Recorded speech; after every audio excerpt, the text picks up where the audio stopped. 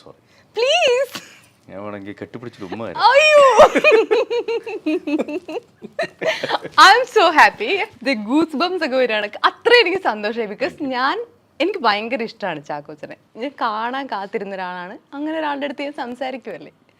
So എന്തൊക്കെയാണ് ചാക്കോച്ച വിശേഷങ്ങൾ? നല്ല വിശേഷങ്ങൾ. ഓണമാണ്, അപ്പോൾ അതിൻ്റെ ഒരു സന്തോഷവും ഒരു എക്സൈറ്റ്മെൻറ്റ് എന്ന് വെച്ചാൽ 2-3 കാര്യങ്ങൾ കൊണ്ടാണ്. ഒന്ന്, എന്നാത്താൻ കേസോട് എന്ന് പറഞ്ഞ സിനിമ നന്നായിട്ട് തിയേറ്ററുകളിൽ ഇപ്പോഴും പോകുന്നു.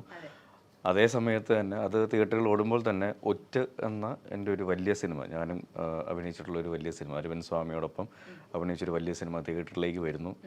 അപ്പോൾ അങ്ങനെ എല്ലാ രീതിയിലും സന്തോഷവും ചെറിയ ടെൻഷനും കാര്യങ്ങളും ഒക്കെയുള്ള ഒരു ഡിഫറെൻ്റ് ആയിട്ടുള്ളൊരു ഓണമാണ്. കാരണം എന്നെ സംബന്ധിച്ചിടത്തോളം ഇതുവരെ സംഭവിക്കാത്തൊരു ഓണമാണ് സംഭവിക്കാൻ പോകുന്നത്. അപ്പോൾ അത് ഏറ്റവും നല്ല രീതിയിൽ ആവട്ടെ എന്നുള്ളൊരു പ്രാർത്ഥനയുണ്ട്. ഓക്കെ, ഇപ്പോൾ ഫെലിനിയുടെ പടത്തിൽ ആദ്യത്തെ പടം തീവണ്ടിയിലാണ്.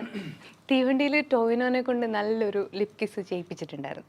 ഇപ്പോൾ ചാക്കോച്ചിൻ്റെ അടുത്ത് ഫെലിനി ഇങ്ങനെ പറഞ്ഞേ നമുക്ക് അത് ബീറ്റ് ചെയ്യണം എന്നെല്ലാം പറഞ്ഞു. ഇല്ലല്ല, അങ്ങനെയൊന്നുമില്ല. ഇതിൽ അങ്ങനെ ക്യാരക്ടറിന് സൂട്ടബിൾ ആയിട്ടുള്ള സംഭവങ്ങൾ മാത്രം നമ്മൾ ചെയ്തിട്ടുണ്ട്. അല്ലാതെ ആഗ്രഹത്തിന് പുറത്ത് ചെയ്യുന്ന കാര്യങ്ങളൊന്നുമല്ല. ക്യാരക്ടർ അത് ഡിമാൻഡ് ചെയ്യുന്നില്ല, അല്ലെങ്കിൽ ആ സിറ്റുവേഷൻ അത് ഡിമാൻഡ് ചെയ്യുന്നുണ്ടോ എന്നുള്ളത് നോക്കിയിട്ട് മാത്രമാണ് നമ്മൾ ചെയ്യുന്നത്. അപ്പോൾ അതിൽ അതിനെ ബീറ്റ് ചെയ്യുക, ഇതിനെ ബീറ്റ് ചെയ്യുക, that doesn't come up at all. Comedy ആയിട്ട് ചോദിച്ചതാണ്, സീരിയസ് ആയിട്ട് ചോദിച്ചത്? ഞാൻ കോമഡി ആയിട്ടാണ് പറഞ്ഞത്. ആണല്ലേ? മുഖത്ത് സീരിയസ് ആയി പോയല്ലേ, താടിയും മീശയുള്ളതുകൊണ്ട് ഭയങ്കര സീരിയസ് ആയിട്ട് ഫീൽ ചെയ്തു. കോമഡി ആയിട്ടാണ് അത് പറഞ്ഞത്. ഓക്കെ, ഇതുവരെ ഞങ്ങൾ ചാക്കോച്ചനെ കണ്ടിട്ടില്ല ഇങ്ങനത്തെ ഹെയർ സ്റ്റൈലിലൊക്കെ. അപ്പൊ ഇങ്ങനെ ആയിരിക്കാം കിച്ചുവിന്റെ ഒരു സ്റ്റൈല് എന്നൊക്കെ ഉള്ളത് ചാക്കോച്ചനാണ് ഫിക്സ് ചെയ്തത്, അതെയോ ഇവര് തന്നെ സജസ്റ്റ് ചെയ്തിട്ടുണ്ടായിരുന്നു? ഒരു ടീം ഡിസിഷൻ ആയിരുന്നു. ഇപ്പം റോണക്സ് ആണ് ഇതിന്റെ മേക്കപ്പും കാര്യങ്ങളൊക്കെ. അപ്പോൾ റോണക്സ് എൻ്റെ ഒരുപാട് സിനിമകൾ ചെയ്തിട്ടുണ്ട്, എൻ്റെ ഒരുപാട് മേക്ക് ഓവറുകൾ ചെയ്തിട്ടുള്ള സിനിമകളിൽ അദ്ദേഹം മേക്കപ്പ് മാനായിട്ടുണ്ട്. അപ്പോൾ എൻ്റെ പ്രശ്നങ്ങൾ മൊത്തം ഏകദേശം കുറേയൊക്കെ പുള്ളിക്ക് അറിയാം. എന്താണ് ചാക്കോച്ചൻ്റെ പ്രശ്നം? അയ്യോ, അത് നിങ്ങളടുത്ത് പറയാൻ പറ്റില്ല, അത് പബ്ലിക്. അപ്പോൾ കൂടുതൽ ആൾക്കാർ നമ്മളൊരു മേക്ക് ഓവർ നടത്തുമ്പോൾ അത് ആൾക്ക് ചേരുമോ ഇല്ലയോ എന്നുള്ളൊരു സംഭവമാണ്. എല്ലാവർക്കും ഒരേപോലെ ചേരണമെന്നില്ല. പണ്ട് അപ്പിയറൻസ് ചേഞ്ചുകൾ എനിക്ക് തീരെ ചേരാത്തൊരു കാലം ഉണ്ടായിരുന്നു ശരിക്കും പറഞ്ഞു.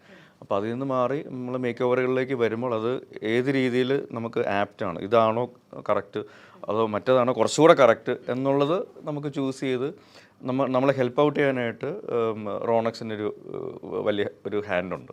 അപ്പോൾ അങ്ങനെ എല്ലാവരുടെയും കൂടെ ഉള്ളൊരു കൂട്ടായ്മയാണ് അതിൽ ആ മേക്ക് ഓവറിലും ആ ഒരു അപ്പിയറൻസിലും ഗെറ്റപ്പിലൊക്കെ വന്നിട്ടുള്ളത്. ചാക്കോച്ച, ഞാൻ ക്വസ്റ്റ്യൻ ചോദിക്കട്ടെ, എന്നെ ഓടിക്കരുത്. ഈ ഭീമന്റെ വഴിയിലൊരു ലിപ് ലോക്ക് ഉണ്ടായി, അത് കഴിഞ്ഞിട്ട് പ്രിയ എടുത്ത് പറയണല്ലോ പ്രിയ ഇങ്ങനെ ഒരു സിനിമ വരുന്നുണ്ട്, ചാക്കോച്ച എങ്ങനെയായിരിക്കും പ്രസന്റ് ചെയ്യുന്നത്? പറയാതെ ചെയ്യാൻ എനിക്ക് പറ്റത്തില്ലല്ലോ. അതുകൊണ്ട് ഇത് പ്രസന്റ് ചെയ്യണം. 2 പടങ്ങളിൽ ഇത് ചെയ്യാൻ ലൈസൻസ് തന്നിട്ടുണ്ട്. ഏതെങ്കിലും 2 പടത്തിൽ നിന്നാണ് പറഞ്ഞത്? അയ്യോ, ഇപ്പൊ കഴിഞ്ഞോ? അങ്ങനെ പറയല്ലേ, ഞങ്ങൾ ഇങ്ങനെ ഒന്ന് ആസ്വദിച്ച് വരുവായിരുന്നു. അത്ര ആസ്വാദനം മതി എന്നാണ് ഭാര്യ പറയുന്നത്. ഞങ്ങളൊക്കെ ഇൻഡസ്ട്രി വരുമ്പോ എന്ത് ചെയ്യും? ആദ്യമായിട്ട് ഇന്റർവ്യൂ ചെയ്യുന്ന പെണ്ണിനെ ലിപ് ലോക്ക് ചെയ്യേണ്ടി വരും.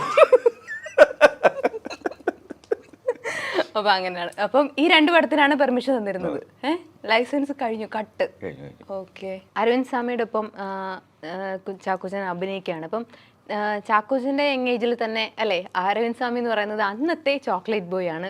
അന്ന് നമ്മൾ ഈ ഒരു പേരിട്ട് വിളിച്ചിരുന്ന ഒരാളാണ്. അപ്പോൾ അരവിന്ദ് സ്വാമിയുടെ ഒപ്പം ഒരു സിനിമ എന്ന് പറയുമ്പോൾ എത്രമാത്രം എക്സൈറ്റിംഗ് ആയിരുന്നു ആ അഭിനയിക്കാനൊക്കെ വിളിച്ചൊരു വിളി വന്ന സമയത്ത്? I was also fascinated. ഒരു ഫാൻ ബോയ് മൊമെന്റ് തന്നെയാണ് പുള്ളിയുടെ കൂടെ ഇപ്പോൾ അഭിനയിക്കുമ്പോൾ. സോക്കോൾ ഞാനും ഒരു റൊമാൻറ്റിക് ഹീറോ എന്നുള്ള ലേബിലായിരുന്നു അറിയപ്പെട്ടിരുന്നത്. പക്ഷേ ഒരു തിരിച്ചുവരവിൻ്റെ ഒരു സമയത്ത് നോക്കുകയാണെങ്കിൽ അദ്ദേഹം ഒരു ഗ്യാപ്പിന് ശേഷം തിരിച്ചു വരുമ്പോൾ ആ ഒരു ഇമേജ് ഭയങ്കരമായിട്ട് ബ്രേക്ക് ചെയ്തിട്ടാണ് പുള്ളി വന്നത്. തനിയേരുവൻ എന്നുള്ള സിനിമയിലെ ക്യാരക്ടർ, അല്ലെങ്കിൽ ഭോഗൻ എന്നുള്ള സിനിമയിലെ ക്യാരക്ടറൊക്കെ നോക്കുകയാണെങ്കിൽ നമുക്ക് മനസ്സിലാക്കാൻ സാധിക്കും.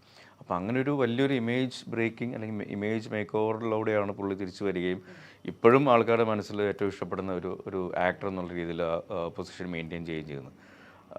എന്നെ സംബന്ധിച്ചിടത്തോളം ഒരു ഓവർനൈറ്റ് ആയിട്ടുള്ളൊരു ഇമേജ് മേക്ക് ഓവർ അല്ലെങ്കിൽ പോലും ഒരു സ്ലോ പ്രോസസ്സായിരുന്നു. അപ്പോൾ ആ രീതിയിൽ നോക്കുകയാണെങ്കിൽ സോക്കോൾ മുമ്പ് റൊമാൻറ്റിക് ഹീറോസ് അറിയപ്പെട്ടിരുന്ന 2 പേര് ഇപ്പോൾ അവർ ഒന്നിക്കുമ്പോൾ റൊമാൻറ്റിക് ഫിലിം അല്ല വരുന്നത് ശരിക്കും പറഞ്ഞാൽ. റൊമാൻസ് ഉണ്ട്, ഓക്കെ, കിച്ചുവിൻ്റെ ഭാഗത്ത് നോക്കുകയാണെങ്കിൽ റൊമാൻസും കാര്യങ്ങളൊക്കെ ഉണ്ട്. ബട്ട് അൾട്ടിമേറ്റ്ലി ഇത് ഒരു ഗാങ്സ്റ്റർ കാര്യങ്ങളൊക്കെ. എൻ്റെ കുറച്ചുകൂടെ ഈ പറഞ്ഞ പോലെ ഒരു റൊമാൻസിൻ്റെ കാര്യങ്ങളൊക്കെ ഉള്ള ഒരു ഫേസ് ഉണ്ട്. പക്ഷേ എനിക്കൊന്ന് അരവിന്ദ് സ്വാമിയുടെ ക്യാരക്ടർ നോക്കുകയാണെങ്കിൽ അതിൽ എല്ലാ രീതിയിലും മാറ്റമുള്ള മലയാളത്തിൽ അദ്ദേഹത്തിന് ഇതുവരെ കാണാത്ത ഒരു ക്യാരക്ടറൈസേഷൻ ആയിരിക്കും ഇതിൽ ഡേവിഡ് എന്ന് പറയുന്ന അദ്ദേഹത്തിൻ്റെ കഥാപാത്രം. ഇപ്പം രണ്ടുപേരുടെയും കരിയർ നോക്കുകയാണെങ്കിൽ കുറച്ച് സിമിലാരിറ്റീസ് ഉണ്ട്. രണ്ടുപേരും ചോക്ലേറ്റ് ഹീറോസ് ആയിട്ട് അറിയപ്പെട്ടിരുന്ന ആൾക്കാരാണ്. ഇടയ്ക്കൊരു ബ്രേക്ക് എടുത്തു, പിന്നെ അതിനുശേഷം ഫാമിലി മൂവീസ് ഒക്കെ വന്നു, പിന്നെ വില്ലൻ ക്യാരക്ടേഴ്സ് ഒക്കെ ചെയ്യുന്നുണ്ട്. ഇപ്പം ഈ ട്രെയിലേഴ്സ് ഒക്കെ കാണുന്ന സമയത്ത് രണ്ടുപേരും ഭയങ്കര മച്ച അണ്ണാന്നൊക്കെ വിളിച്ചിട്ടാണ് ബന്ധങ്ങളൊക്കെ. അതുപോലെ ആയിരുന്നു after shooting also? After shooting അല്ല, before shooting, during shooting, after shooting എല്ലാം ഈ പറയുന്ന അദ്ദേഹത്തിൻ്റെ ഭാഗത്തു നിന്ന് നമുക്ക് കിട്ടുന്ന ഒരു വൈബുണ്ട്. അത് വളരെ പോസിറ്റീവ് വൈബാണ്. ഓക്കെ. അത് ഫസ്റ്റ് ഓഫ് ഓൾ ഈ ഒരു ഓറ ബ്രേക്കിംഗ് പരിപാടിയുണ്ട്. അത് മാറിക്കഴിയുമ്പോൾ തന്നെ നമ്മൾ കൂളാവും.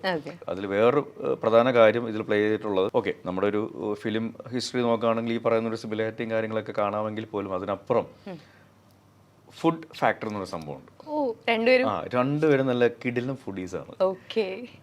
പുള്ളിയുടെ കാര്യത്തിലുള്ള വേറൊരു പ്ലസ് എന്താണെന്ന് വെച്ചാൽ പുള്ളി നന്നായിട്ട് കുക്ക് ചെയ്യുകയും ചെയ്യുന്ന ആളാണ്. ഒരു ഉഗ്രൻ ഷെഫാണ് അത്. അപ്പം ബോംബെയിൽ ഷൂട്ടിംഗ് തുടങ്ങി കഴിയുമ്പോൾ ബോംബെയിൽ പുള്ളി അർമാദിച്ച് നടന്നിട്ടുള്ള ഒരാളാണ്. അപ്പം ബോംബെയുടെ മുക്കും മൂലയും എല്ലാം അറിയാം. എവിടെയാണ് ഏറ്റവും നല്ല ടൈപ്പ് ഓഫ് ക്യൂസിൻ കിട്ടുന്നത്, ഏത് ടൈപ്പ് ഓഫ് ക്യൂസിൻ എവിടെ, എങ്ങനെ, എപ്പോൾ, എന്ത് എന്നുള്ള ഇതിനെ പറ്റി പുള്ളി ഒരു എൻസൈക്ലോപീഡിയാണ് അവിടെ തന്നെ. അപ്പോൾ അത് എക്സ്പ്ലോർ ചെയ്യാൻ വേണ്ടിയിട്ട് ഞങ്ങൾ ഒരുമിച്ച് പോകാറ്. കാരണം ഒരു ദിവസം മഴയും കാര്യങ്ങളൊക്കെ ഉണ്ടായിരുന്നുകൊണ്ട് ഞങ്ങൾക്ക് അന്ന് പിറ്റേ ദിവസം ഷൂട്ടിങ് കാര്യങ്ങളൊന്നും ഇല്ലായിരുന്നു.